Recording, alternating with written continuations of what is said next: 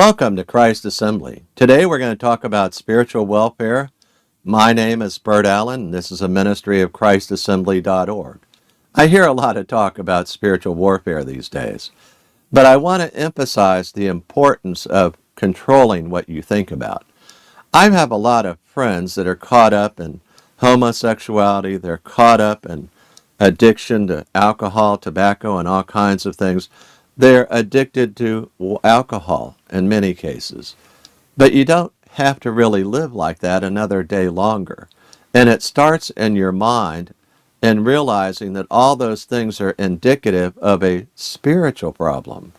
If you think you're just going to fight them with the tools of man-made programs that are really not very good at all, and you know those kind of programs out there that deal with addiction, if they're not turning solely to the power of Jesus Christ, to the power of the Holy Spirit, as described in the Bible, the God of the Bible and not a God you create in your own mind, then you'll never win those spiritual battles.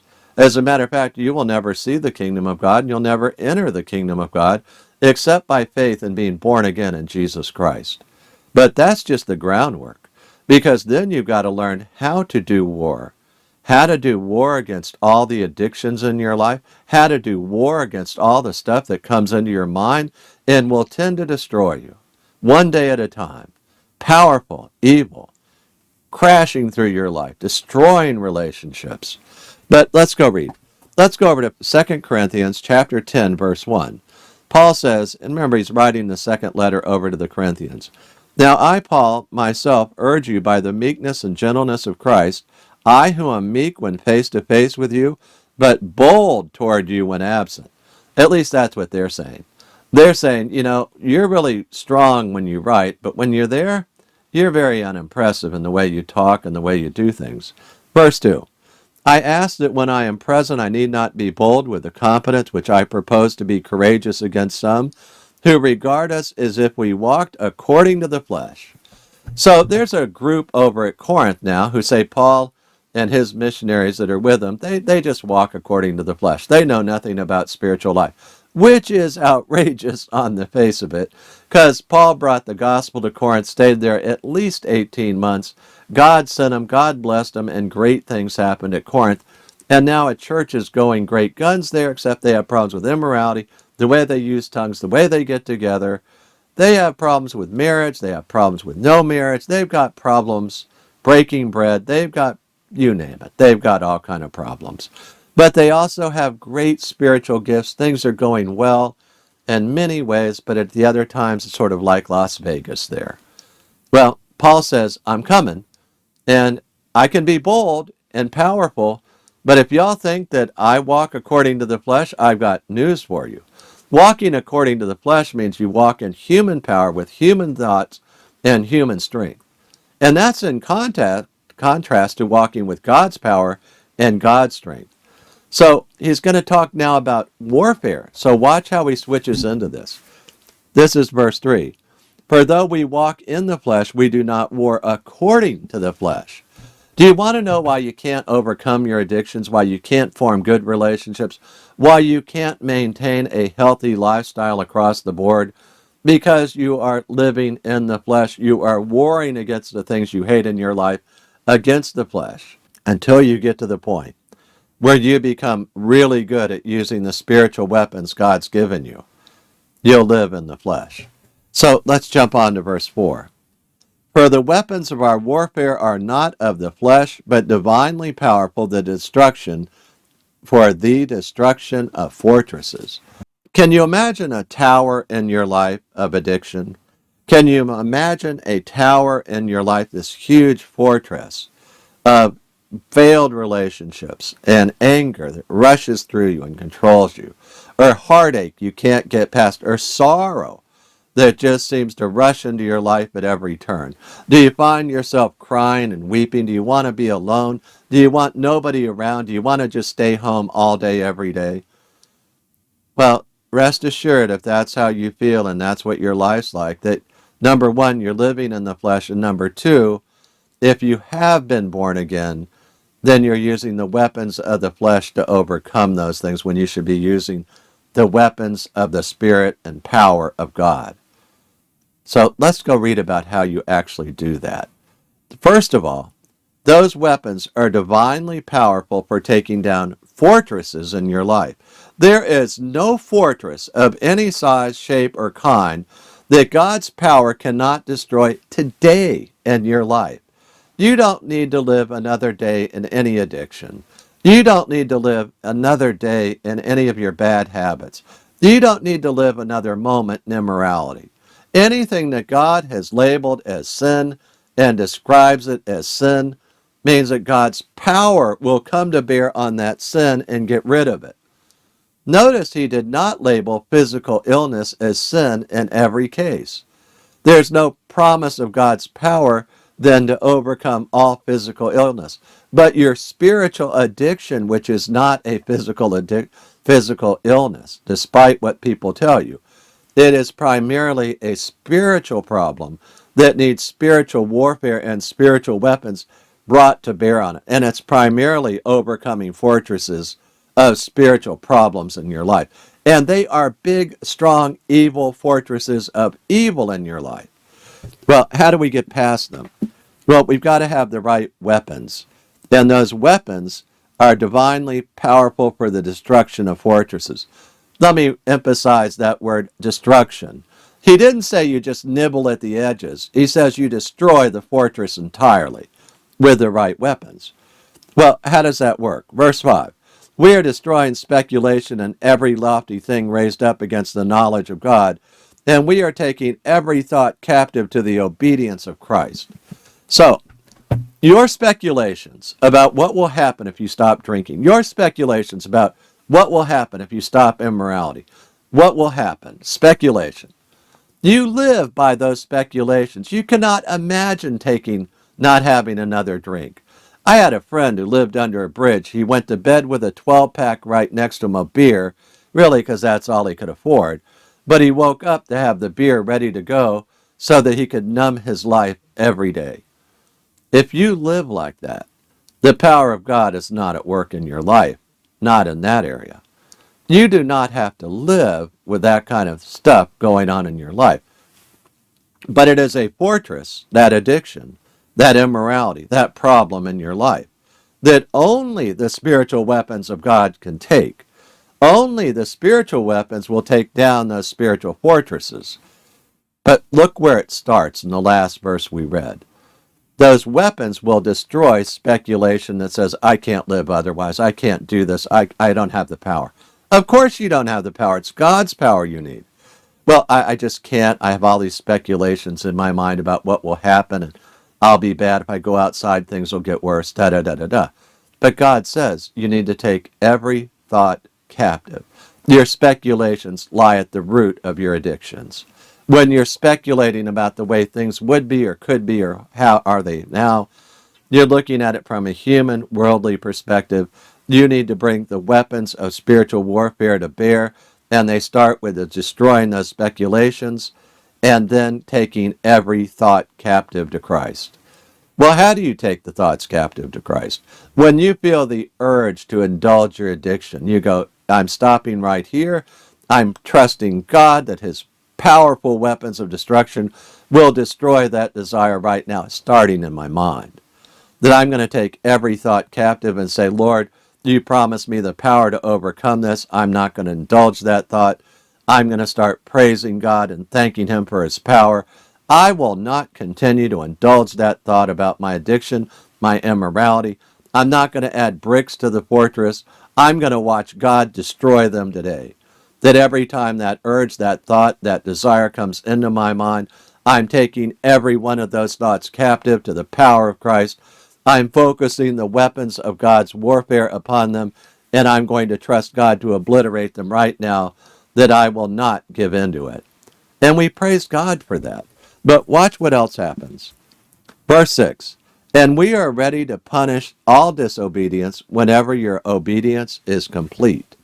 God says there are people in your life that are causing you to fall into disobedience. You need to sever those relationships. When people are leading you down the wrong path, when you're involved in an immoral relationship with somebody, it's time to cut it off. When you're involved in an addiction and people are supplying your addiction, it's time to cut off that supply. It is time to oppose that, trust God to take care of that. And God punishes people even today for messing up the lives of believers. And God says he'll take care of it. But let's go back over where we've been. The things you're facing in life, though people will tell you it's just fleshly, you can overcome it, or create your own God, he'll overcome it for you. No, the Bible says there's one God, Father, Son, Holy Spirit. Jesus is God. Back to what he's telling us. We need to depend upon those weapons of spiritual warfare that only God provides. To tackle those fortresses, God promised he would destroy them. We do that in part by taking every thought captive to the obedience of Christ. Our thoughts are controlling our behavior. Our desires come through our thoughts.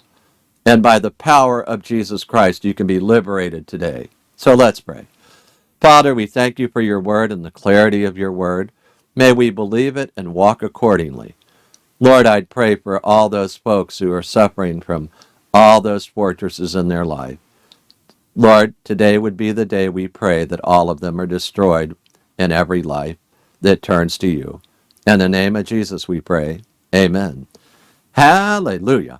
Before I close the video, I'd like to share with you 4 verses about eternal life. I often ask people this simple question: why should Jesus let you into heaven? And the answer to that question surprises many people because it comes from the Bible and it's simple and it's clear. Most folks, when they hear that question, they tell me, well, I've been good, or tried to do more good than bad, or I tried hard, or I've done a lot of nice things, and I hope God will let me into heaven. They somehow think if their good works outweigh their bad works, that God will let them in. But God says, actually, I'll let people into heaven because of a free gift. But the story from Jesus starts with 4 verses, and I'm going to read them one at a time. Romans 3:23 says, "For all have sinned and fall short of the glory of God." Romans 3:23. You see, for every person who lives today on earth in human flesh, we've all sinned. Every one of us. We've all told a lie. We've all done or said something that made somebody else angry, and we were doing it out of anger ourselves. We've all done things to hurt other people at one time or another. God says that's all sin, and I look upon that as falling short of my glory, God says. God says we should never fall short of his standard, which is the glory of God. Well, is it serious that we've sinned? Should I be worried about that? Everybody sinned. Why should I worry? Well, consider Romans 6:23. For the wages of sin is death, that all of us deserve the death penalty. At the moment we sinned, we incurred the death penalty for the smallest sin or the biggest sin. I'm happy that Romans 6:23 continues and says, "But the free gift of God is eternal life in Christ Jesus our Lord." You see, if you've been listening carefully and thinking about what the Bible says, so far we've learned that we're all sinners, we all fall short of the glory of God, and we all deserve the death penalty. This doesn't sound like good news until you read the last part of that last verse. It says that God has a free gift for all of us. It's in Christ Jesus our Lord, and it's eternal life. The free gift of eternal life that only Jesus Christ can give you. He said he's the way, the truth, and the life. No one comes to the Father but through him. Why would God offer us this great gift if we're all sinners? Well, Romans 5:8 tells us. It says, "But God demonstrates his own love toward us, in that while we were yet sinners, Christ died for us." He died for us. He died in our place. God loves sinners like you and like me. He died in my place and in your place. He paid the death penalty for me. I often illustrate the free gift like this. That I have this old Nissan truck. It has 285,000 miles on it. It's not that great a truck. It sits at the beach every day. But I illustrate the point this way.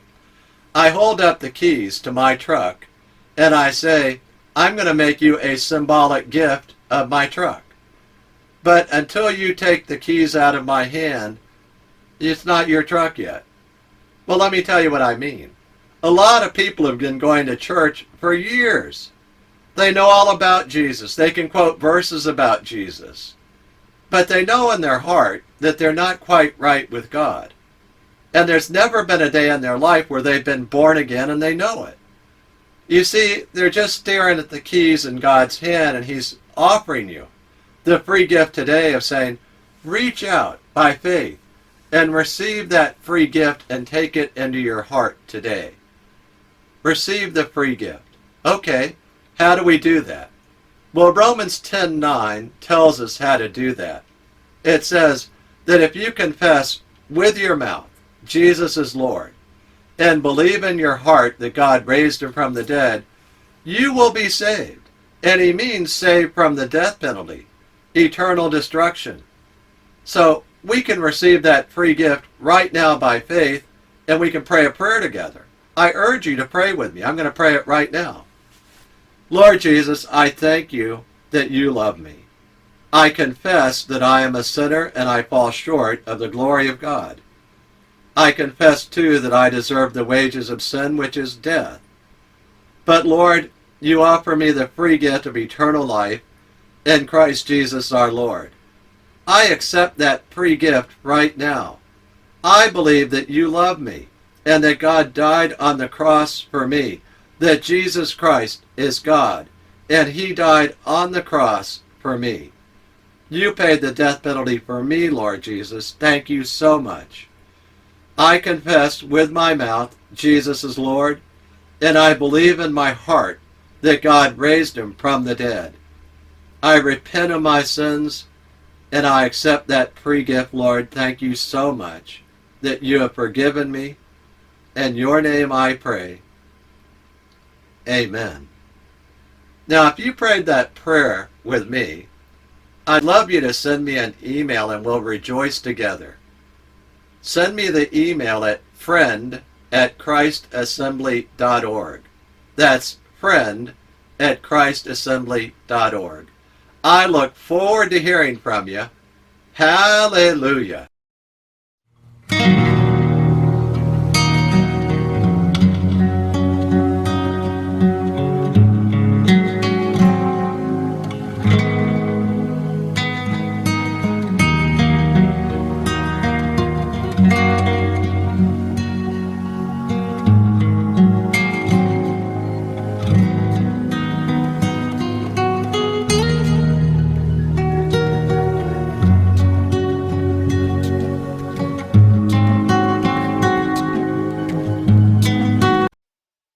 Scripture quotations taken from the NASB, New American Standard Bible, copyright 1995 by the Lockman Foundation. Used by permission, all rights reserved.